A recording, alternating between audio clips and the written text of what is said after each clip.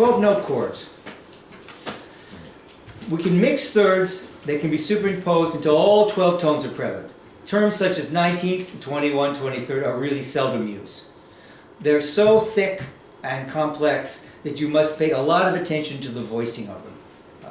When the chord, the thick texture will lighten up if you place most of the pitches in the higher register, right? Or if you break them down into different voicings. So for example, this extended chord, the more constant part of the chords are divided up into certain sections. So it's going to sound more of a blend. So we've got the brass, low brass, playing a D flat 7 chord here, and then we have an E flat major chord here that is being played by the horns, etc. So that's clever, isn't it? So so when you're orchestrating it, orchestrate it by consonance versus dissonance.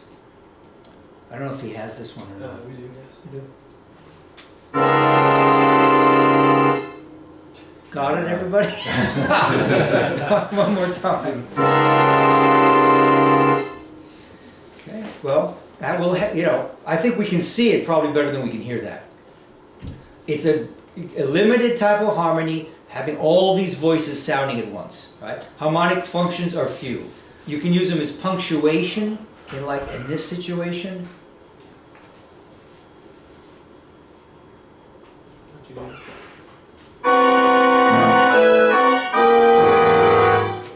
Now that's a horror movie there, right? That's the monster coming in. There's no doubt about that one. You can use it for more quiet, sustained tension, the background of a scene, like people talking, people wandering about, where you want a sense of a little discomfort.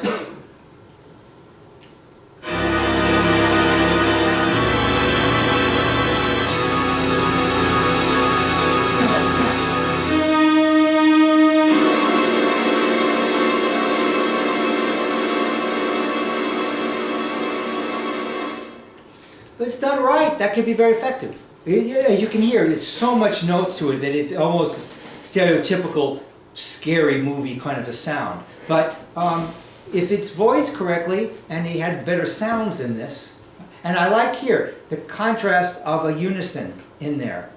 He, sets off this massive sound in an interesting way, and that's clever. That's a good idea. You'll notice when you listen to a lot of very advanced 12-tone music, sometimes they use unisons. It kind of cleans the ear, kind of cleans the palate. They'll have unison passages, and then we'll have some dense harmonized passage. You can do short progressions that use unison or two-part writing here. So here's the unison I'm just talking about right here. And then we go to full chords. Okay.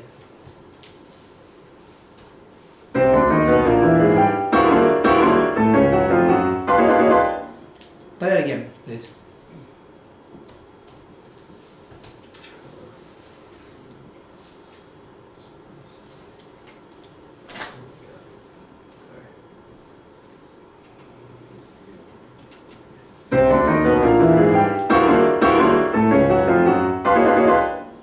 So you dig what I'm talking about? So this is exactly an example of it. Here we have, this is a chromatic passage, a 12-tone passage, right? Which is cool, but it's in octaves. So when you have 12-tone passages, if you harmonize them too much, it becomes too busy to the ear. You lose a lot of the clarity. So we have a certain clarity by this, and then we have a dense chord.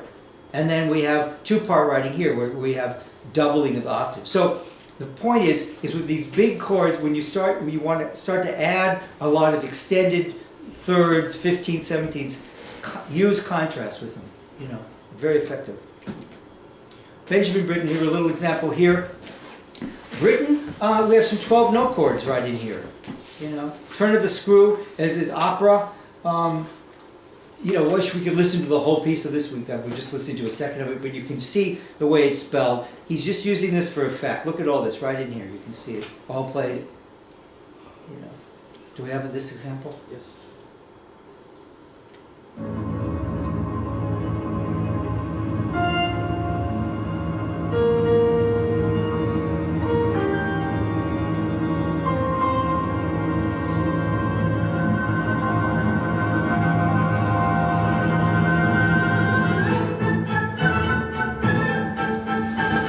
Now you hear that?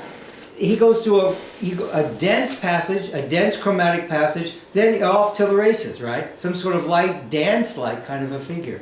Why do you think he does that? Contrast. Yeah, it's contrast, right? He wants contrast, and you know, it's turn of the screw. You know, obviously he's got some tension in it in the story. So very effective. You know, Britten doesn't write necessarily a lot of 12-tone serial writing. That's not his style. You know, it's much more extended diatonic writing, but he can use the technique to good effect when he wants to. Very interesting. And look at all this. Look at the all these string chords with some bowing indications. Why this is kind of interesting. This is kind of necessary because this figure, this first down bow is not as it comes. Bum bum bum. These notes would be up bow. You know what I mean by as it comes. If you figure out the bowing, down, up, down, that's an up bow on that 16th note. Bum, bum, bum, bum, bum, bum, bum, bum. But most string players would want to take another down bow on there. So the editor, I don't know necessarily Britten, or the editor added these down bows in here just to clean, make the passage be read a little bit easier. Mio. This is very experimental writing by Darius Mio. These chords are built as two chords a whole step apart. The first chord is built as a G major over A major over a G major. This first chord, and then this chord here. And the second chord is really built as a C sharp major over B major. So Mio, once again, doesn't write with this often. He writes much more, very influenced by jazz. We've heard some Mio before, but that's the wonderful thing about this period of writing. Composers were open to trying different things and using it for beautifully expressive purposes. Perhaps, Bernie, would you like to play this at tempo for us? Sure. Okay.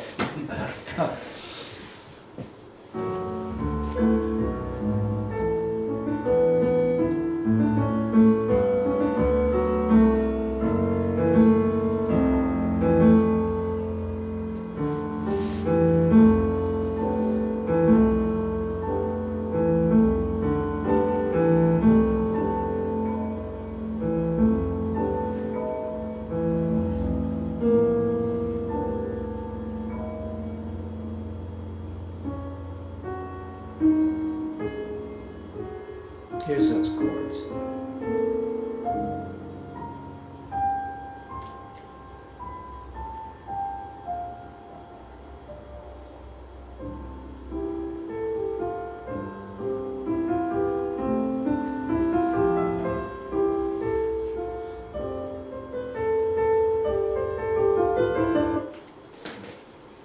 If we move the speaker more in the middle of the room, is that it over there? It's that. Yeah. Let's put it up here. Okay. Yes. I have a question. Women, I need to talk. So what it sounds like, just. For those large chords, how can the piano play more than 10 notes? They have to roll them, But it's a good question. He's hitting this, and then he must use the pedal to go play this. It has to be playing them with a pedal, and then just keeping this down and moving your hands up there. So would that then be implied, because it's not explicitly stated? As a roll chord, yeah. Or as like a pedal? Well, let's take a listen to it again. Let's see how. I didn't hear the 10 notes at once. Maybe I am mistaken or something. Listen again. Listen Well, I again. mean, those are also all like sharps, right? So they're all white keys. This so might all be. This black might just be a keys. shoulder. This Yeah. might be a shoulder. On the keyboard. Well, it's an Yeah. 8-note. It's an 8-note chord, right? This one here. Yeah. Yeah. This is an 8-note chord, but it's all. I think it's all sharps. Yeah, it's all black keys. Yeah. So this is all black keys. This is an elbow probably on the keyboard. Yeah. This is elbow on the keyboard, and this might. We'll see some examples of that where it's white keys and black keys with the elbow. With B naturals. That's it with the head. Yeah, I see that. It is B Yeah, natural. I think they're playable. two-hand playable chord. It's two, well, yeah, it is And- two And where hands. it's rolled, If it- he marks it rolled. Maybe it's just a two piano part. Right here, you mean? Yeah, yeah, He makes yeah. it here. This is for two pianos. Yeah, No, no, yeah, no. Maybe. I think it is. I No. think. I'm not sure. Maybe I'm wrong. No, it's what? Okay, because there is a two piano one, but I thought I marked it correctly. But let's listen again. Yeah. Okay.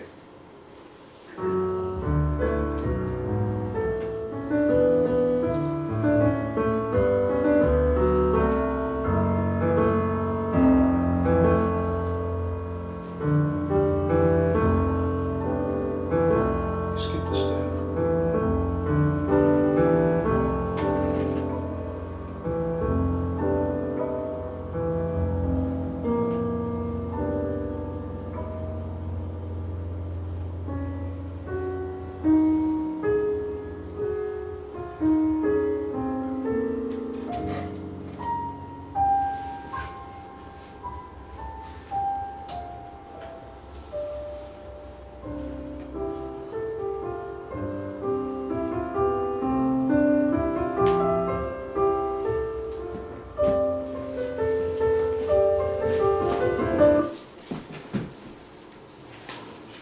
Yeah.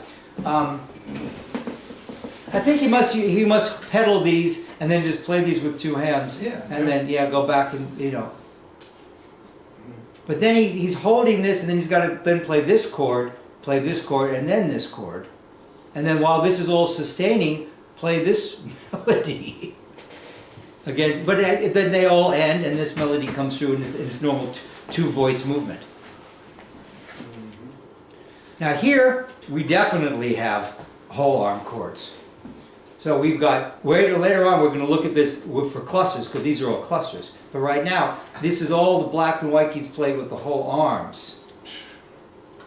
So we're going to play, this comes back, this same one comes back again. This is Ives.